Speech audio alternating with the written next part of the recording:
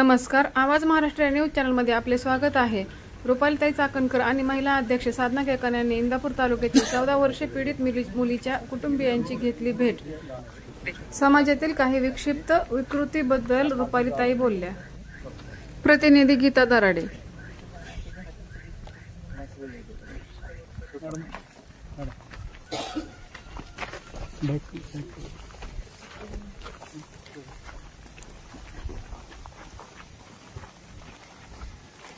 आज तुम्ही भेटायला आला या ठिकाणी, तुम्हाला काय वाटलं आणि जगाला काय संदेश द्यायचा तुम्हाला? घडलेली घटना अत्यंत दुर्दैवी आहे.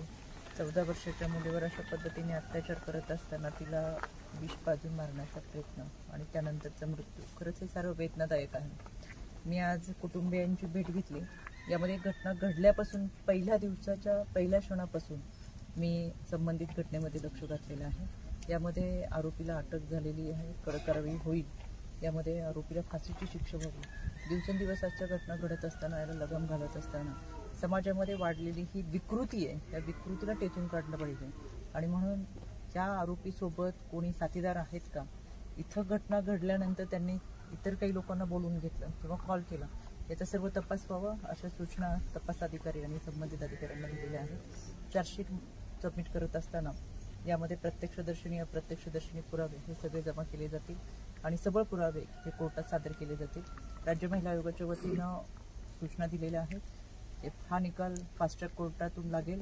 हा केस फास्ट ट्रॅक कोर्टातून चालत असताना 90 दिवसाच्या कालावधीपेक्षाही कमी कालावधीमध्ये आम्ही चार्जशीट दाखल करू आरोपीला फाशीच्या शिक्षेसाठी पाठपुरावा करू. आरोपी किती दिवसात अरेस्ट होतील?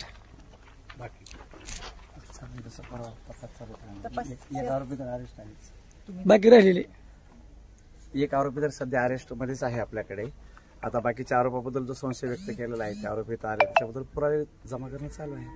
जसे पुरावे येतील तसे ते पण अरेस्ट होतील लवकरात लवकर. आरोपींच्या नातेवाईकांचे पण मोबाईल थोडे याच्यामध्ये घेतले पाहिजे. तेच प्राथमिक जो तपास चालू आहे. याच्यामध्ये मुख्य आरोपी अटकेत आहे.